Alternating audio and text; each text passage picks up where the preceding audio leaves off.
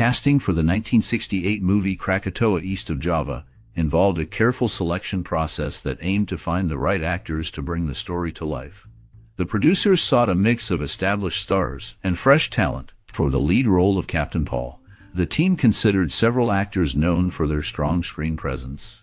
Auditions were held, where actors showcased their ability to convey both bravery and vulnerability. During the chemistry tests, actors paired up to see how they interacted on screen. This was crucial for the romantic subplot, as the connection between Captain Paul and his love interest, played by a rising actress, needed to feel genuine. The casting director noted that their natural rapport stood out during these tests, making them the perfect match. For the supporting roles, the team looked for actors who could embody the diverse characters in the film. They held open auditions, allowing many to showcase their talents.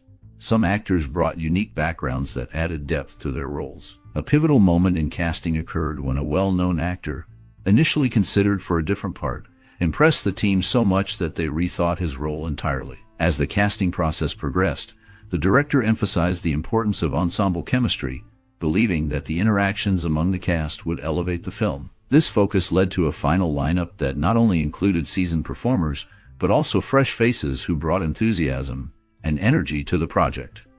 The combination of talent and chemistry ultimately shaped the film's dynamic, setting the stage for a memorable cinematic experience.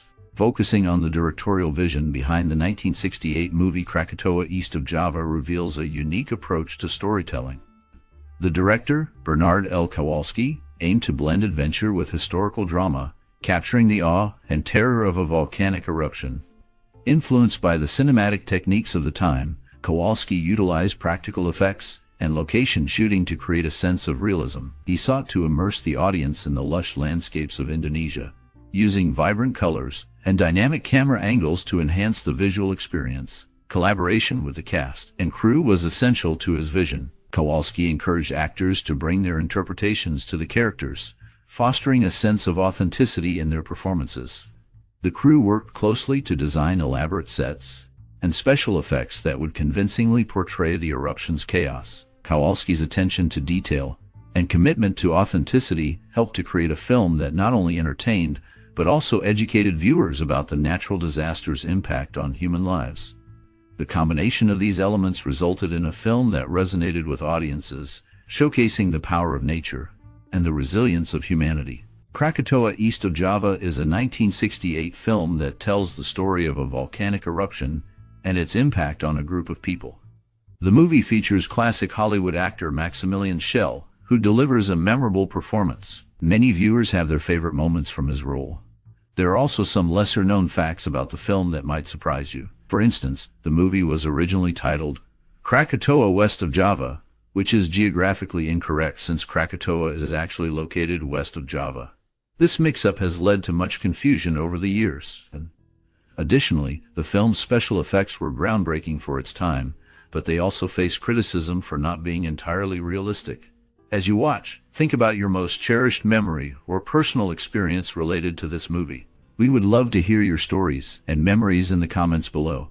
Keep watching, as there are many funny, shocking, and sad facts coming up. Filming Krakatoa East of Java in 1968 presented unique challenges and opportunities for the production team. The set design aimed to recreate the lush landscapes and volcanic activity of the Indonesian archipelago. To achieve this, the crew utilized both practical effects and innovative techniques. They constructed elaborate sets that mimicked the tropical environment, complete with palm trees and volcanic rock formations. Locations were carefully chosen, with some scenes filmed in the actual Indonesian islands, while others were shot in California to manage costs and logistics. The production faced difficulties in transporting equipment and crew to remote locations, which required careful planning and coordination. Innovative filming techniques included the use of miniatures for volcanic eruptions, allowing for dramatic visuals without the dangers of real explosions. The sound design also played a crucial role, using advanced audio technology to capture the roar of the volcano and the chaos of the surrounding environment. These elements combined to create a thrilling cinematic experience that brought the story of Krakatoa to life. Set against the dramatic backdrop of the 1883 eruption of Krakatoa, the film presents a fictional tale of adventure and treasure hunting. The story follows a ship captain and his crew as they embark on a journey to a shipwreck site near the shores of the awakening volcano. While the premise is intriguing, many viewers find that the excitement takes time to build. Much of the action unfolds aboard the ship, where the crew encounters strange occurrences, such as dead fish in the water and mysterious explosions. However, some critics argue that the pacing is slow, which may test the patience of the audience. Despite these criticisms, the film does have its merits. The special effects, particularly for a movie released in 1969, are noteworthy. The eruption and tidal wave sequences are well executed, providing a sense of spectacle that enhances the viewing experience. Additionally, the film has been appreciated for its adventurous spirit, drawing comparisons to classic adventure films like Journey to the Center of the Earth. Sal Mineo's performance stands out, with many viewers expressing admiration for his talent and wishing he had taken on more roles in similar films. Overall, while the film may not be perfect, it offers a blend of adventure and nostalgia that resonates with fans of classic cinema. The creation of the score and soundtrack for the film Krakatoa East of Java involved a careful blend of orchestral music and traditional Indonesian sounds. Composers such as George Dunning aimed to enhance the film's dramatic moments and emotional depth through music. The score features sweeping melodies that reflect the grandeur of the volcanic eruption and the peril faced by the characters. Musicians incorporated traditional instruments like the gamelan, which added authenticity and a unique cultural flavor to the soundtrack. As the story unfolds, the music shifts to match the tension and excitement of the narrative. During scenes of danger, the score becomes more intense, using crescendos to build suspense. In contrast, quieter moments are accompanied by softer, more reflective melodies that allow the audience to connect with the characters' emotions. Insights from the composers reveal that they wanted the music to not only support the visuals, but also to evoke a sense of place and time, immersing viewers in the setting of the film. The collaboration between the composers and musicians was crucial in creating a memorable auditory experience that complements the film's themes of adventure and survival. Sal Mineo dealt with a chronic right eye infection, often caused by emotional stress. This condition required him to wear an eye patch or dark sunglasses in public until it healed. The film's setting revolves around Krakatoa, which is actually located west of Java. The island measures about 12 square miles. When it erupted, it produced one of the most powerful explosions in history, resulting in the deaths of 36,000 people. The energy released during the eruption was estimated to be 1 million times greater than that of a hydrogen bomb. The force of the explosions altered the landscape, transforming highlands over 1,000 feet tall into chasms deeper than 1,000 feet. The sound of one explosion was heard as far away as the Philippines and Japan, over 3,000 miles from the source. Tsunami waves generated by the eruption reached heights of 150 feet and traveled across the ocean, affecting areas as distant as South America and the English Channel. The film Krakatoa East of Java features several iconic scenes that leave a lasting impression on the audience. One notable moment is the eruption of Krakatoa itself, which is masterfully directed to create a sense of awe and terror. The cinematography captures the explosive power of the volcano, using practical effects and miniatures that were groundbreaking for the time. The camera angles and close-ups of the characters' faces during the eruption heightened the emotional stakes, allowing viewers to feel the fear and urgency of the situation. Performances by the cast, including Maximilian Schell and Diane Baker, add depth to the narrative. Their portrayals of characters facing the chaos of nature resonate with audiences, making the disaster feel personal. Commentary from the filmmakers highlights their desire to blend adventure with a cautionary tale about nature's power. The tension builds as the characters navigate their perilous journey, and the film's pacing keeps viewers on the edge of their seats. The impact of these scenes is profound, as they evoke a mix of excitement and dread. The visual effects, combined with the actors' performances, create a memorable cinematic experience that emphasizes the unpredictability of nature. The film's legacy continues to influence disaster movies, showcasing how human stories can intertwine with grand natural events. The filmmakers aim to remind audiences of the fragility of life in the face of such overwhelming forces, a theme that resonates even today. Brian Keith was a notable actor who appeared on the front cover of TV Guide 3 times.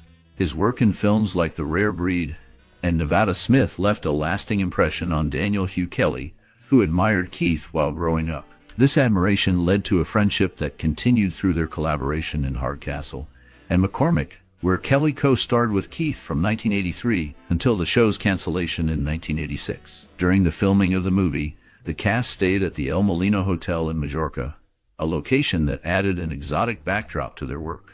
Sal Mineo, another actor in the film, spent much of his time with Eric Williams. Mineo had a reputation for his boldness, as illustrated by an incident where he took an actress, playing a missionary nun, back to the hotel. They engaged in a sexual encounter on the balcony while she was still in costume, drawing applause from onlookers below. This mix of personal and professional experiences contributed to the unique atmosphere surrounding the film's production. Krakatoa east of Java captured the imagination of audiences in 1968 with its thrilling depiction of a volcanic eruption. The film resonated deeply during a time of social upheaval, reflecting fears of natural disasters and the unpredictability of life.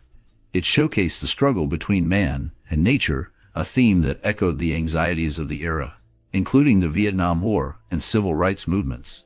The film's special effects were groundbreaking for its time, influencing future disaster films and setting a standard for visual storytelling. Moreover, the movie contributed to a growing interest in environmental issues, prompting discussions about humanity's relationship with nature. It also sparked curiosity about the exotic locations of Southeast Asia, leading to a rise in tourism to places like Indonesia. The film's portrayal of adventure and exploration resonated with the counterculture movement, which sought new experiences and challenged traditional norms. As a result, Krakatoa east of Java became a cultural touchstone, blending entertainment with significant social commentary that reflected the complexities of its time. The eruption of Krakatoa is often noted as one of the most violent volcanic events in history. However, the eruption of Mount Tambora in 1815 was even more powerful, with a volcanic explosivity index of 7, which is 4 times stronger than the Krakatoa eruption in 1883, rated at 6. There is also geological evidence of larger eruptions in prehistory that lack recorded details. In the context of the film, Eugène Laurier, who worked as a telegrapher, plays a significant role. The film was later satirized in a 1969 issue of Cracked magazine, humorously titled Krakatnuckle, East of Hoboken, and this version was republished by Dell as Half Cracked in April 1974. The film's portrayal of the volcanic eruption and its impact on the surrounding areas reflects the historical significance of such natural disasters. The narrative explores themes of survival and human resilience in the face of nature's fury. The events depicted serve as a reminder of the power of volcanoes and their ability to shape landscapes and lives. Despite its ambitious premise, the critical reception of Krakatoa east of Java was mixed. Many reviewers pointed out the film's impressive special effects, particularly the depiction of the volcanic eruption, which was a highlight for audiences. However, critics often criticized the film for its weak script and lack of character development. Some felt that the story was overshadowed by the visual spectacle, leading to a disconnection with the characters. Audience reactions varied, with some viewers enjoying the adventure and excitement, while others were disappointed by the narrative's shortcomings. In terms of accolades, the film received a nomination for an Academy Award for Best Special Effects, which recognized the technical achievements of the production team. This nomination was significant for those involved, as it highlighted their efforts in creating a visually stunning experience. The film's legacy remains a topic of discussion, as it reflects the era's fascination with disaster films and the challenges of balancing story with spectacle. In 1937, Rossano Brazzi earned his law degree and began practicing law in Rome. His father arranged for him to work with a family friend who was an established lawyer. While in Rome, Brazzi was approached by a theatrical company, which led him to pursue a career in acting. Brian Keith, known for his role in Family Affair, had a notable connection with Kathy Garver, who guest starred with him on his short-lived series Crusader in 1955. They also worked together again shortly before his death on Spider-Man the Animated Series in 1994. Maximilian Schell was part of the Old Vic's production of Arthur Miller's play Resurrection Blues in 2006. This production was directed by Robert Altman, marking his debut in London theatre. The play received negative reviews, partly due to the varied acting styles of the cast, which included James Fox, an Englishman, playing the intellectual cousin of Schell's character, a Germanic dictator. During the making of Krakatoa East of Java, the cast and crew faced many challenges that created memorable moments. Filming took place on location in the Indonesian islands, which meant dealing with unpredictable weather and rough seas. One day, the crew was caught in a sudden storm while shooting a scene on a boat. The waves crashed over the sides, and everyone scrambled to keep the equipment dry. The director, however, saw the chaos as an opportunity and decided to incorporate the wild weather into the film, capturing the raw power of nature. The actors also had their share of adventures. One of the lead actors, who was not a strong swimmer, had to film a scene in the ocean. He was nervous but determined. The crew set up safety measures, and after several takes, he finally managed to get through the scene without panicking. His relief turned into laughter when he realized he had accidentally swallowed a mouthful of seawater, leading to a light-hearted moment that broke the tension on set. Additionally, the special effects team worked tirelessly to create the volcanic eruption scenes. They used miniatures and pyrotechnics, but one day, a test explosion went off unexpectedly, sending a plume of smoke into the air. The crew watched in awe as the smoke drifted over the landscape, creating a stunning visual that they decided to use in the film. This moment highlighted the creativity and adaptability of the team, turning a potential mishap into a cinematic triumph. The camaraderie among the cast and crew was evident throughout the production. They often shared meals together, bonding over local cuisine and stories from their lives. These shared experiences helped to create a family-like atmosphere, making the long days of filming more enjoyable. The challenges they faced only strengthened their relationships, and many of them remained friends long after the film wrapped.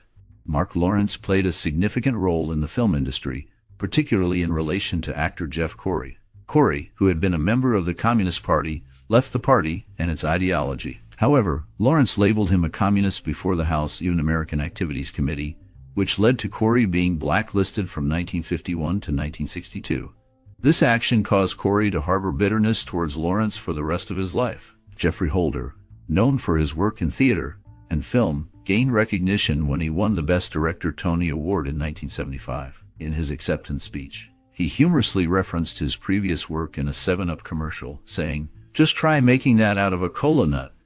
This line became memorable due to its connection to his successful career. Barbara Werle had a notable connection to the film industry as the girlfriend of Cinerama chief William R. Foreman. When Cinerama joined the production of Battle of the Bulge, Foreman insisted on casting Werle, which frustrated the film's star, Robert Shaw. This situation highlighted the complexities of personal relationships within the industry and how they could influence casting decisions. Krakatoa East of Java holds a unique place in film history, primarily due to its ambitious storytelling and special effects for the time. Released in 1968, the film showcased the catastrophic eruption of Krakatoa, blending adventure with a historical event. Its portrayal of natural disasters influenced future filmmakers, inspiring a wave of disaster films in the 1970s and beyond. The film's use of practical effects and location shooting set a standard for realism that many directors sought to emulate. Moreover, the film's themes of human struggle against nature resonated with audiences, paving the way for more character-driven narratives in disaster cinema. Subsequent works, such as The Poseidon Adventure and Earthquake, drew on its formula of combining personal stories with large-scale disasters. The film also sparked interest in volcanic activity and its dangers, leading to documentaries and educational films that explored similar themes. Its legacy continues to be felt in modern cinema, where the blend of spectacle and human emotion remains a powerful storytelling tool. Brian Keith was a notable actor who gained recognition for his role in Family Affair, where he worked alongside Kathy Garver and Johnny Whitaker. Both Garver and Whitaker admired him greatly during their childhood. Keith had a significant background, having served in the United States Marine Corps during World War II. He earned an Air Medal for his service as a rear-facing gunner on an SPD Dauntless, a type of scout and dive bomber. This aircraft was widely used by the Marine Corps and Navy in the Pacific Theater, where he saw considerable action, particularly at Rabel. After the war, he settled in Malibu, California, where he lived for over 25 years until his death on June 24, 1997. His contributions to both film and his country left a lasting impact on those who knew him and his audience. Sharing your experiences and memories related to the 1968 movie Krakatoa East of Java can be a wonderful way to connect with others who appreciate cinema. Many viewers recall the film's stunning visuals and dramatic storytelling, which brought the power of nature to life on the big screen. Some may remember how the film sparked their interest in volcanoes and the science behind them, leading to a deeper appreciation for geology and natural disasters. Others might reflect on the emotional impact of the characters' journeys, highlighting themes of adventure, sacrifice, and the human spirit. Engaging with this film can also lead to discussions about how it influenced your view of cinema as a whole. Did it inspire you to explore more disaster films or historical dramas? Perhaps it changed how you perceive special effects and storytelling in movies. We invite you to share your thoughts and experiences in the comments.